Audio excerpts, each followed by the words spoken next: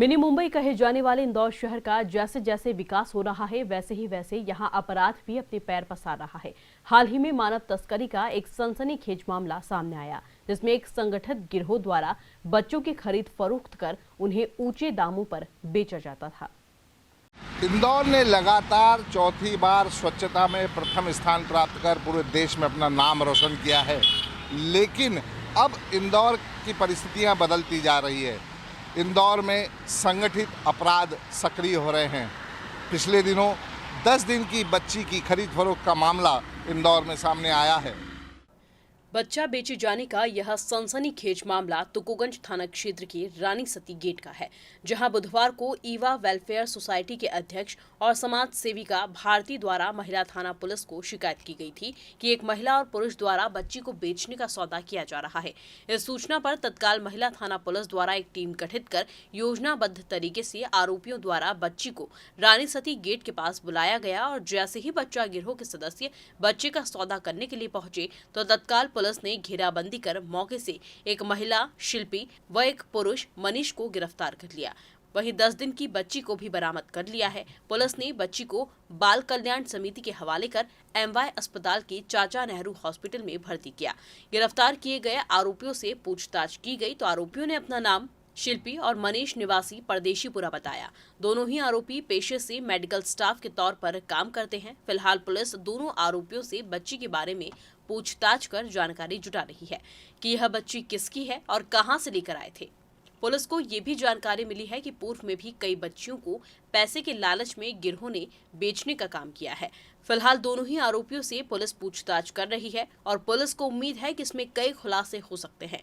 Police द्वारा बरामद 10 दिन की नन्ही बच्ची को अस्पताल में भर्ती किया गया, जहां मेडिकल की एक टीम उसकी देखभाल कर रही है। इसके लिए हम चाचा नेहरू में अधीक्षक जो हैं उनको मैं रिफ़र किया हूँ, तो वहाँ पे उनको देख लिया जाएगा। अगर मेडिसिनल कोई प्रॉब्लम है तो उसको सॉल्व किया जाएगा। और बच्ची अभी बहुत 10 दिन की बच्ची है, तो तमाम कॉम्प्लिकेशन हो सकता है आगे चल के आ जाए। तो जब तक बच्ची स्वस्थ नहीं हो जाती तब तक हम अपने यहाँ इसको रखेंगे।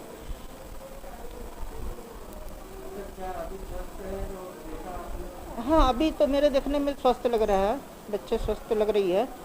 इंदौर के डीआईजी हरि नारायण चारी मिश्र ने इस पूरी वारदात के बारे में बताया था कि यह दोनों आरोपी किस तरह से इस मानव तस्करी को अंजाम देते थे। कि निश्चित तौर पे कोई व्यक्ति जो कि एक नवजात शिशु को बेचने का प्रयास कर रहा है और उसके लिए लगभग 1 लाख रुपए मांग रहा है और इसको तत्काल बच्चे को देने के लिए तैयार है। एक महिला सेल की एक टीम बनाई गई, महिला थाने की, और एक कुछ अधिकारियों को उसमें लगाया गया कि उनके सारे तथ्यों का परीक्षण करें। टीम ने जा कर के जब वहाँ पे इस फरियादी के साथ जब वहाँ पर दबिश दी, वहाँ पे जब गई तो बिल्कुल सही पाएगी। एक 10 दिन का बच्चा उस दंपत्ति, जिसमें एक महिला जिसका नाम शिल्पा करके थी और एक पुरुष जिसका नाम मनीष करके, ऐसा उन्होंने बताया है। हालांकि अभी नाम पता है कि सही होने को वेरीफाई किया जा रहा है। उसमें उन्हें पकड़ा गया, उनके पास एक 10 दिन का बच्चा मिला और उस बच्चे को बेचने की कोशिश कर रहे थे। मुख्य तौर पे यह मामला ह्यूमन ट्रैफिकिंग से जुड़ा हुआ है।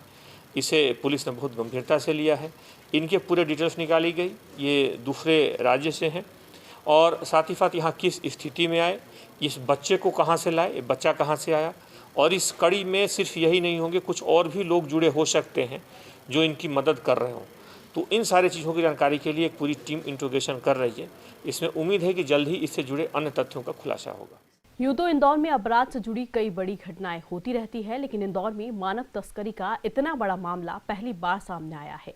अब जब पुलिस के हत्थे यह 2 आरोपी चढ़ चुके तो पुलिस ने इनसे सख्ती से पूछताछ की।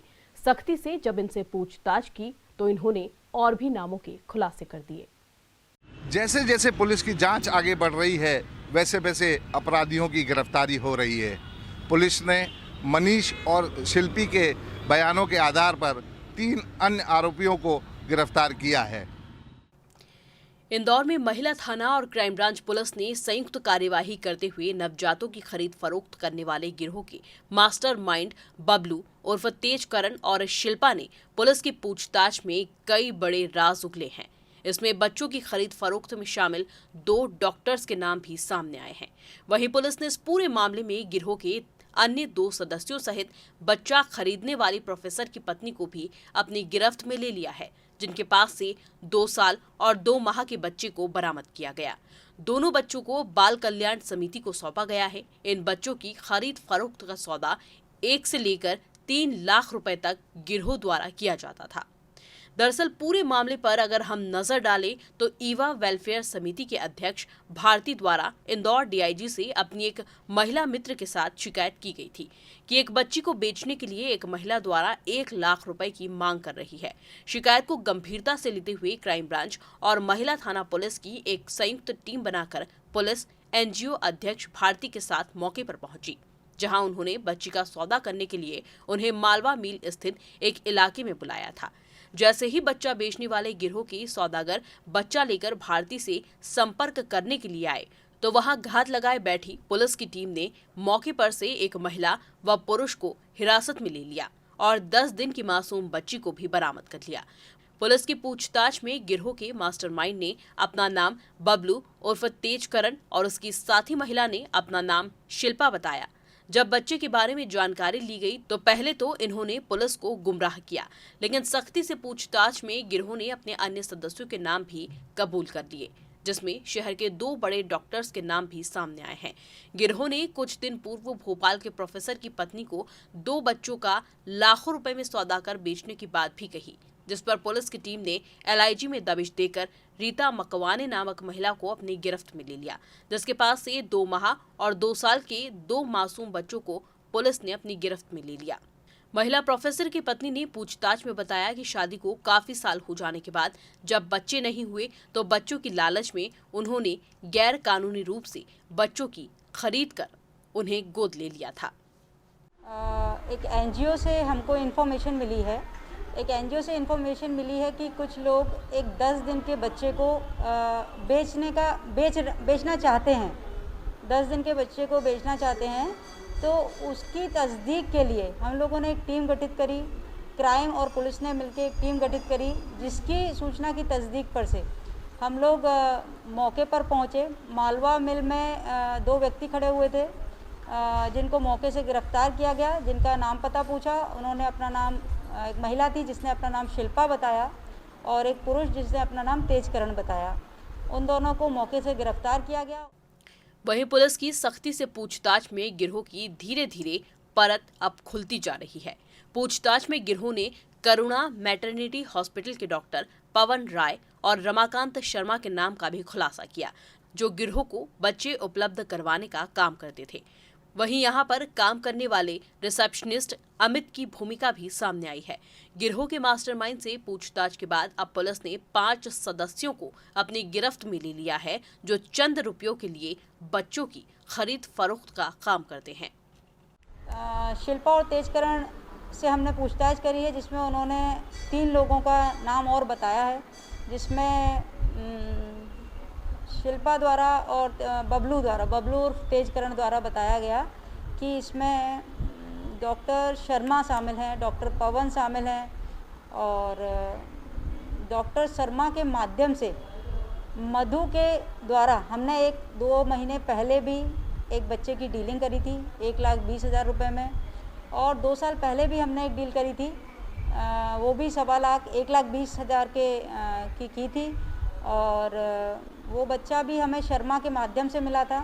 तो शर्मा का नाम बताया इन्होंने, कोई डॉक्टर रमाकांत शर्मा हैं, उनकी तलाश अभी जारी है, और डॉक्टर पवन, उनकी भी तलाश अभी जारी है।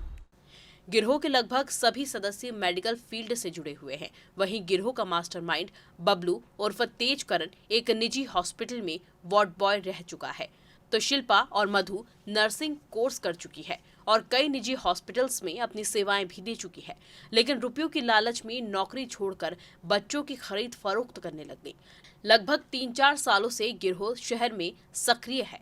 बहरहाल जिन 2 डॉक्टर्स के नाम सामने आए हैं, उनकी गिरफ्त में आने के बाद गिरोह के बच्चे खरीद फरोख्त के गौरख धंधे में और किन बड़े नामों के खुलासे होंगे, ये तो पुलिस की पूछताछ में ही सामने आ पाएगा।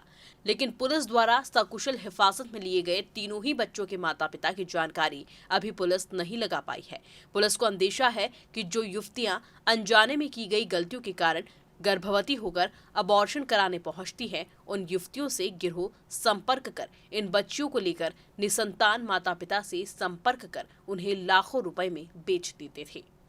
अभी इस तरह की ये जो 2 बच्चे हैं उनकी जानकारी नहीं मिली है। 10 महीने की जो बच्ची है उसकी कुछ जानकारी लग रही है, अभी प्रॉपर उसकी जानकारी नहीं है। फिर भी अगर जल्दी से जल्दी जैसे ही पता चलेगा। बहरहाल अब गिरोह द्वारा गैर कानूनी रूप से अब तक कितने बच्चों को बेचा गया है और इसके पीछे कौन कौन है उसका पता लगाने में जुट चुकी है। अब जब इंदौर पुलिस ने इस मामले का खुलासा किया है तो कई बड़े नाम सामने आने की संभावना है। मेरे सहयोगी रोहित मिश्रा के साथ ललित शर्मा, DGNA न्यूज़ इंदौर।